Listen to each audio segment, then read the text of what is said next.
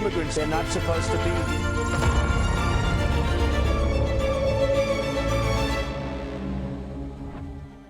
Desde hace décadas, la Iglesia Católica, con sus mismas contradicciones internas y sus límites, ha sido uno de los actores globales con presencia territorial, legitimidad moral y capacidad operativa para acompañar a quienes se desplazan, los migrantes. Bajo el pontificado del Papa Francisco, esta postura adquirió una claridad inusual. Acoger, proteger, promover e integrar se convirtió no solo en una consigna, sino en una línea pastoral y política. Francisco no dudó en colocar a la migración en el centro del debate global, denunciando la globalización de la indiferencia y cuestionando directamente las políticas de cierre de fronteras. Hoy, con León XIV, el tono puede ser distinto, más moderado en las formas, pero no necesariamente en el fondo. Sus recientes llamados a la paz, la dignidad humana y el rechazo a la idolatría del poder y del dinero sugieren continuidad en una visión que entiende la migración como un fenómeno humano antes que como un problema de seguridad. Sin embargo, en el contexto actual, incluso esa moderación resulta disruptiva. Defender la dignidad del migrante implica de facto interpelar a los gobiernos que han convertido la migración en una herramienta de polarización política. Hoy el impulso belicista y el discurso de fuerza que emanan de la Casa Blanca chocan con una voz que apela a la moderación, la diplomacia y la paz. En esa tensión entre poder y conciencia se abre una grieta que no es menor. El nuevo frente donde se mide el alcance moral del Vaticano frente al poder político de los Estados Unidos.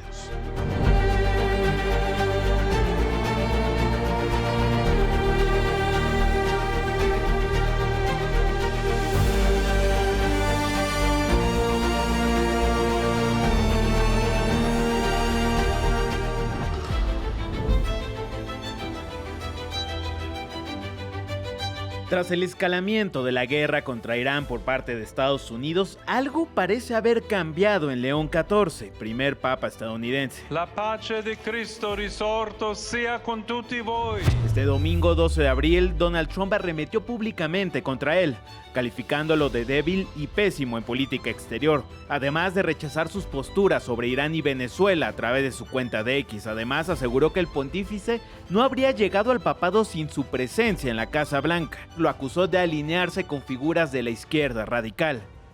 Pero este distanciamiento no es nuevo ni fortuito. En los últimos días, León XIV publicó una serie de llamados a rechazar la violencia, la guerra y hacía un llamado a la paz. Dios no bendice las guerras, y basta ya de la idolatría del poder y del dinero, se leía en uno de sus mensajes, lo que sin duda era percibido como una crítica directa a la política exterior estadounidense. En paralelo, un reportaje del diario Free Press reveló la semana pasada un episodio delicado, una reunión entre el subsecretario de Defensa Elbridge Colby y el entonces nuncio apostólico Christopher Pierre, interpretada como un intento de presión hacia el Vaticano en enero pasado.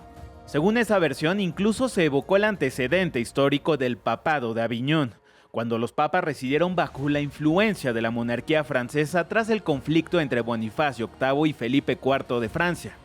Así que más que un intercambio diplomático, el episodio se percibe como un gesto de intimidación y un intento de alinear al Vaticano con la agenda geopolítica de Washington.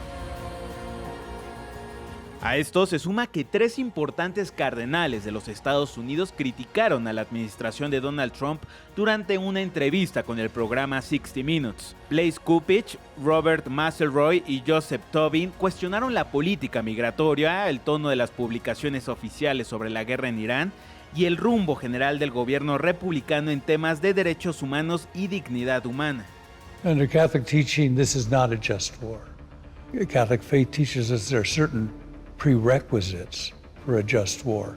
We're dehumanizing the victims of war by turning the suffering of people and the killing of children and our own soldiers into entertainment. You called it sickening. It is sickening. Pero Trump ya ha estado frente a este escenario. Basta recordar la voz de la obispa Marianne Edgar Booth en la Catedral Nacional de Washington un día después de la toma de posesión de Donald Trump como presidente. Let me make one final plea, Mr. President. In the name of our God, I ask you to have mercy upon the people in our country who are scared now. De acuerdo con el Anuario Estadístico Eclesiástico elaborado por la Santa Sede, el número de fieles en el mundo supera ya los 1.422 millones de personas en el mundo.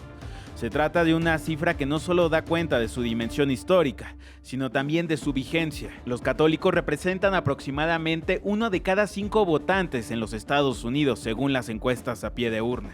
Un sondeo realizado por el Pew Research Center señalaba en 2025 que en general el 84% de los católicos estadounidenses tienen una opinión favorable de León XIV y solo el 4% tiene una desfavorable. No hay duda de que los tiempos en que el anticomunismo que unían a Washington y el Vaticano han quedado atrás.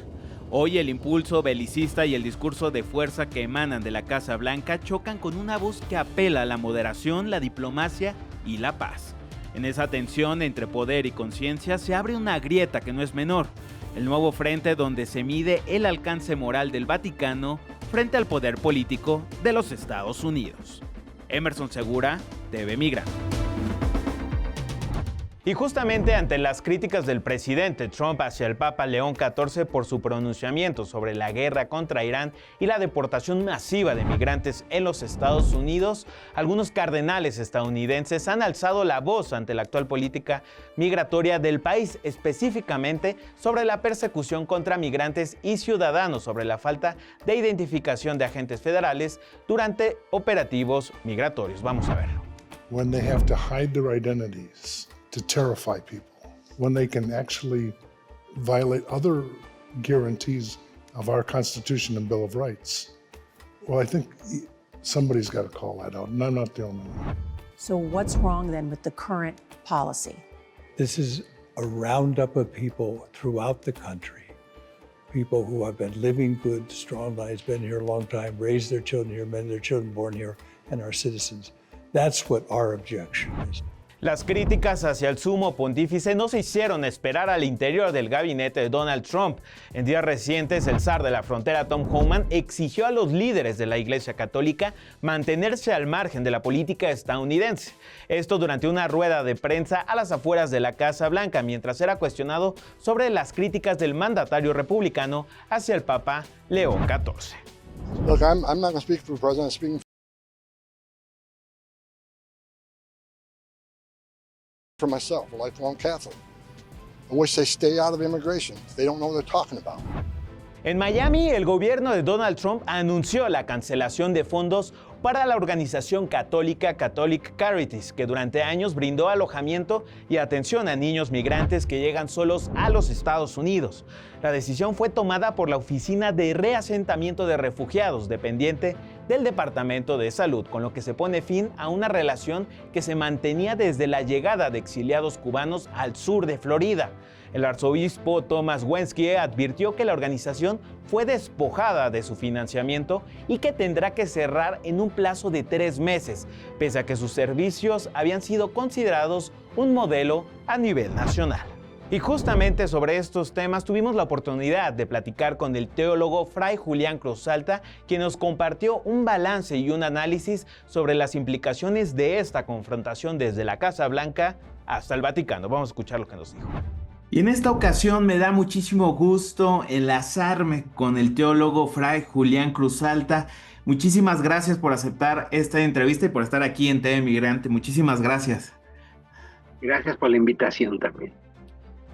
Pues me gustaría que nos pudiera ayudar a entender este momento que vivimos justamente de tensión en los últimos días, donde el Papa León XIV se había caracterizado pues por un perfil mucho más moderado, mucho más cauteloso tal vez que a diferencia de su antecesor Francisco.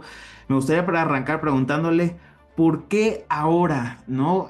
¿Por qué ahora y de esta manera León XIV decide alzar la voz en contra pues de una política directamente de Washington? Pues había sido papa muy discreto, a algunos no les gustaba tanto silencio en tal situación. Yo creo que fueron las circunstancias, fue un error garrafal de la administración Trump quien lo lleva, más que lanzarse, las circunstancias lo obligan a responder en este aspecto, porque estamos en una situación crítica, no solo son la guerra de las bombas, la violencia, hay una guerra de modelos de civilización en el fondo. Entonces, el Papa, obviamente, por su propio oficio de ser líder espiritual de 1.000 millones de católicos, que no es poca gente decir 1.000 millones, pues tiene un oficio de hablar de un modelo de civilización, de diálogo, justicia, la política como bien común, como cosa pública, y el otro modelo es la política como cosa privada, como un Mesías profeta, un rey Mesías más que una democracia, un rey, y con tintes mesiánicos, con situación mesiánica en este aspecto, es decir, ¿cómo hablar de esto? Pues eso nos lleva a entender que el Papa es obligado a hablar públicamente y subir el tono. Creo que las circunstancias, no creo que lo haya planeado en este momento, y además en un viaje internacional en África. Es un Papa agustino, y es el primer agustino que es Papa, y en estos momentos estaba en Argelia, de allá es San Agustín. El Papa fue a Hipona, a los vestigios de lo que fue la diócesis de San Agustín. Él, cuando es presentado al mundo como Papa, él lo dice en el balcón del Vaticano, cuando lo presentan por primera vez al mundo, dice: soy hijo de Agustín. Entonces, como hijo de Agustín, tiene que buscar el bien común, la política como el bien común. Entonces, lo obligan a llevar a esto porque los modelos, le digo, no solo es violencia, es modelo de civilización. Estamos en una crisis de modelo. Es decir, la política como bien privado o la política como bien común. Entonces, el Papa lleva lo que han dicho todos los papas. No más que en estos momentos parece que fuera algo nuevo. Lo que pasa es que desde el siglo pasado ningún papa se había implicado en situaciones de tanta guerra. Claro. Es decir, desde Juan XXIII, que había entrado en la guerra de los misiles con Rusia, Cuba, había intervenido de mediador, después escribió una encíclica que se llama Passion in Terres. Ningún papa había hablado abiertamente de esta situación, y entonces el papa es obligado a ser llevado a esta situación precisamente. Y por otro lado, pues tenemos factores fundamentalistas. La religión, los sagrados, es muy importante, y no es primera vez en las guerras ha jugado. Lo que pasa que ahora tiene un tono que ha llevado el presidente de los Estados Unidos, este tono, el halo sagrado. Él representa las fuerzas del bien. No le basta ser presidente si no es un Mesías en este aspecto. Entonces la religión vuelve a estar al centro. Pareciera que en el siglo XXI no íbamos a estar hablando de guerras, religión, estos temas, pero vuelven a estar en el corazón porque aquí hay el fundamentalismo religioso, está metido de lleno en esta guerra y en este conflicto. Por un lado, no está lo mejor gobernando en Irán de espiritualidad islámica. Es una teocracia islámica, fundamentalista, los ayatolas. Por otro lado, el mundo judío no está gobernado, Israel, por la sabiduría judía, los sabios, los grandes profetas, sino es un judaísmo sionista, que para mi manera de ver es más bien ateo el gobierno de Israel. Utiliza el lenguaje religioso, pero no es un gobierno creyente que con base en una religión hace una guerra. Y por otro lado, con Trump está todo el fundamentalismo cristiano sionista, que Trump lo ven como un profeta. Entonces para ellos Trump es como el profeta que está acelerando el regreso de Jesucristo. Entonces, entre más truene esto, más rápido Jesucristo ya viene de vuelta. Es una locura esto en que nos han metido. En esto es que entra el Papa para aclarar cosas, tratar de llevar el diálogo, porque es una auténtica locura, es una bomba. Decir Trump como el profeta apocalíptico que está acelerando la venida de Jesucristo. Si hay una guerra nuclear, lo ven como algo bueno porque ya viene Jesucristo, es el fin del mundo. Y el problema es que muchos millones de votantes de Trump, cristianos de diferentes iglesias, están en esta mirada apocalíptica y de América Latina. Entonces, claro que el Papa se vio obligado a aclarar una serie de factores y de cosas, pero por las circunstancias, pues resulta ser que ahora es un actor en este conflicto de primera línea. En 3 días de estar calladito, aparece a todos los medios de comunicación. Sin duda, en algún momento el Papa León señalaba, Dios no bendice ningún conflicto, ¿no? Justamente en referencia a estas alusiones que Donald Trump o su secretario de Defensa, Pete Hegseth, señalaban, ¿no? O sea, digamos que la guerra en nombre de Dios, de una cruzada. Me gustaría preguntarle, ¿qué implicaciones ve esto al interior de los Estados Unidos? Usted ya mencionó pues la base también en buena medida cristiana y católica de Donald Trump, donde pues va a haber un quiebre, ¿no? A nivel religioso y social, ¿no? Porque se confrontan pues dos visiones y dos líderes, ¿no? Claro. No hay, primero el Papa empieza aclarando que no existe una guerra santa. Lo único santo es la paz. Por lo tanto, bendecir a un caudillo de una guerra santa no es algo que Dios quiere. Eso suena fuerte porque va directo y a la cabeza en este aspecto, porque están hablando de una guerra santa contra el mal que representa los ayatolás y toda esta mirada no cristiana islámica, y ellos representan el bien en esta guerra de blanco y negro, ellos son el blanco. Entonces el Papa empieza aclarando, no hay guerra santa, toda guerra no es santa, lo único santo es la paz, entonces hay que buscar la paz mediana. 30 millones de votantes que llevaron a Trump al poder pues son cristianos blancos y precisamente los lleva a la confrontación. Muchos de esos votantes son católicos y ahora los enfrenta. Creo que no midió bien que el Papa no es un actor político, es un líder espiritual de 1.000 millones de personas. Y en el catolicismo no es un obispo paz. El Papa es el eje, es el factor de unidad de todo el catolicismo. Yo puedo estar en desacuerdo en muchos temas con el Papa, pero es el Papa. Al final yo con Juan Pablo II estuve en desacuerdo en las teologías, pero el día que lo tuve enfrente en persona me hinqué, porque soy católico. Es el Papa, me caiga gordo, no esté de acuerdo en su teología, es el Papa. Creo que estas gentes no midieron que llevar a sus votantes a esta confrontación con Trump o con el Papa va a salir perdiendo la mirada de Trump. No tienen que elegirlo, tienen un católico claro.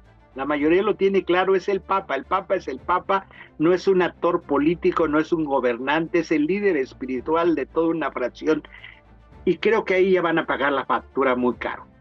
Por eso ellos quieren el halo espiritual, volver a Trump un semidios con estas imágenes que están usando de inteligencia artificial divina para subirlo de nivel, que no sea un político, un presidente. Es que se les olvida que el Papa en el catolicismo tiene otro nivel, esté de acuerdo o no, pero el imaginario es ese en el mundo católico, el Papa es el Papa, y quererlo confrontar le falta nivel espiritual a Trump, que lo quieren suplir con imágenes.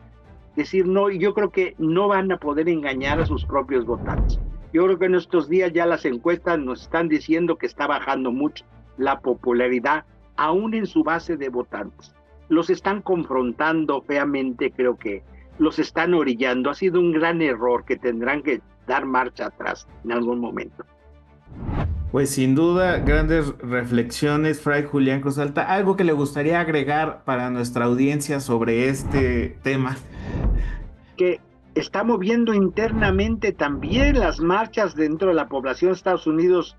Lograr mover 8 millones de personas en protesta contra la política de Trump no es fácil allá en una sociedad tan desinformada, tan llena de que hay que trabajar porque todo cuesta carísimo. La mirada que a veces que tenemos de aquí que la vida es fácil, no, allá es tremendo. Veremos en los próximos meses cambios internos y va a haber detención de esta política no solo por lo externo, sino por lo interno va a pesar mucho. Muchísimas gracias, Julián Cruz Alta, teólogo. Muchísimas gracias por estar aquí en TV Migrante. Hasta luego. Y en más información, el gobierno de José Antonio Kast, un gobierno de corte ultraderechista y conservador, realizó el primer vuelo de expulsión de extranjeros en situación irregular, esto como parte de su plan de control migratorio. La operación partió desde Iquique con 40 personas con destino a Bolivia, Colombia y Ecuador. El subsecretario de Interior Máximo Pávez indicó que se trata del primer operativo de una serie de expulsiones que se intensificarán como parte de la estrategia de ordenamiento migratorio del gobierno. Durante su campaña, Kast propuso frenar la migración irregular y advirtió que quienes no se regularicen podrán ser expulsados del país. Esto en Chile, pero en España el gobierno de Pedro Sánchez ha impulsado una nueva medida en materia migratoria que ha abierto un fuerte debate político en el país. La decisión que pone en el centro la situación de miles de personas que ya viven en España ha generado posturas encontradas entre el oficialismo y la oposición. Estamos hablando de una amnistía a casi 500,000 de migrantes. Este martes 14 de abril, el gobierno de España, encabezado por Pedro Sánchez, aprobó ante el Consejo de Ministros un Real Decreto para la regularización extraordinaria de cerca de 500,000 de migrantes en situación irregular. Una medida que busca incorporarlos al sistema formal y que ha desatado un fuerte choque político con la oposición. En España, la migración ya es parte central de su estructura social. Cerca de 10 millones de personas nacidas en otro país viven actualmente en el territorio. De ese total, entre 500,000 y 840,000 se encuentran en situación irregular y serían los principales beneficiarios del proceso de regularización. La mayoría procede de América, seguida de Europa y África, siendo una pieza clave en el mercado laboral, donde representa alrededor del 21% de la fuerza de trabajo, con alta participación en sectores como la hostelería y la construcción. El decreto, que sigue las recomendaciones del Consejo de Estado, endurece las condiciones de acceso en materia de antecedentes penales y exige acreditar presencia en España antes del 1 de enero del 2026, así como una permanencia de al menos 5 meses.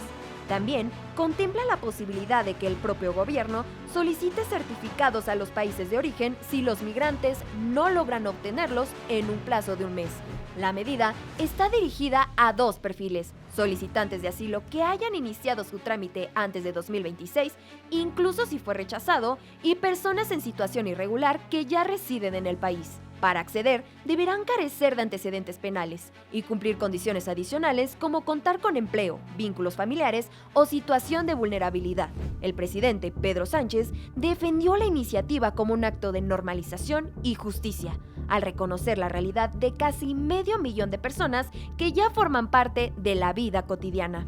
Es un proceso de regularización como hemos tenido otros muchos a lo largo de los más de 40 años de democracia en nuestro país. Ante esto, el Partido Popular ha endurecido su postura y anunció una ofensiva jurídica y parlamentaria contra la regularización. Su líder, Alberto Núñez Feijóo, calificó la medida como inhumana, injusta, insegura e insostenible.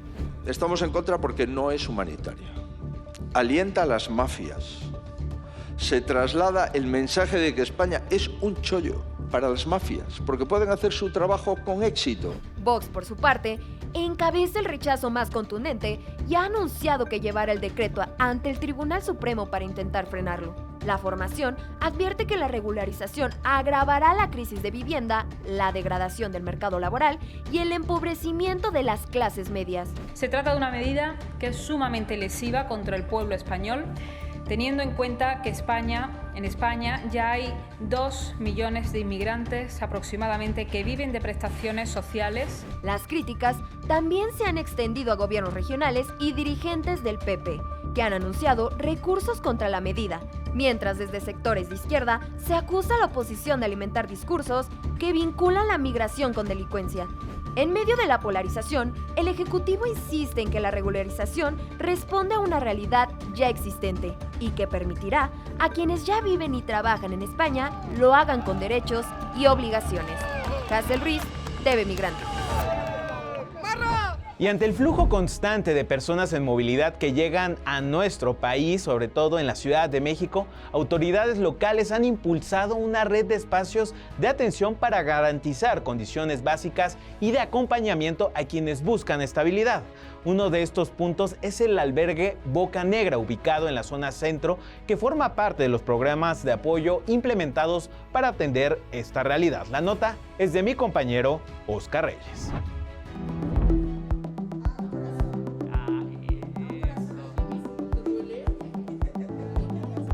La migración es un proceso que sigue presente en México.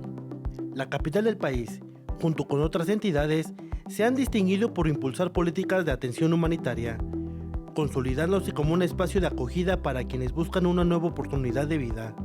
Este es el caso del albergue Boca Negra, que forma parte de una red de espacios dignos, diseñados para garantizar derechos básicos a las personas en situación de movilidad. estaba en situación de calle. Y el gobierno de México, viéndome que yo estaba con los 2 niños, me agarró y me llevó para un albergue esa misma noche que yo llegué. Yo no tenía dónde quedarme, no tenía dinero, no tenía nada. Comí con un país muy bonito y creo que es muy solidario con los migrantes, con las personas que estamos aquí, porque ha sido muy empático con nosotros.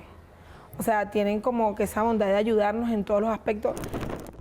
El albergue Bocanegra se ubica en la calle González Bocanegra, número 100, en el corazón de Tepito, de la colonia Morelos, y cumple una función fundamental: ser refugio, pero también punto de partida para decenas de personas que llegan a la ciudad en busca de estabilidad. Aquí cumplí 6 meses. Primero llegar a Garibaldi. Ahí me estuve como una semana con una amiga. Bueno, amiga nos conocía, mejor dicho. Entonces de ahí me hablaron, porque ya una muchacha había seguido adelante, me habló del Vasco, del albergue. Y llegué ahí al Vasco. Ahí duré, como 6 meses. Este espacio se suma al albergue Vasco de Quiroga, que también se encuentra en la colonia Morelos, y son parte de las casas de asistencia a la movilidad humana que administra el gobierno capitalino para ofrecer alimentación, atención médica y alojamiento a los migrantes. Nos dan un espacio para bañarnos, nos dan un espacio para comer. Tenemos tres comidas al día balanceadas, ya sea fruta, comida completa. Tenemos aguas de las que queramos tomar y dormitorios. Cada quien, yo por lo menos tengo mi familia y si me dan acceso de yo estar aquí con mi familia. Oscar Reyes, TV Migrante Informa. Muchas gracias por acompañarnos en este programa de TV Migrante Informa. Yo soy Emerson Segura y no se pierda todo nuestro contenido en nuestras redes sociales en @TV Migrante, en la plataforma digital de los medios públicos MX Plus, en Altavoz Radio, en Canal 14 y desde luego en TV Migrante. Hasta la próxima.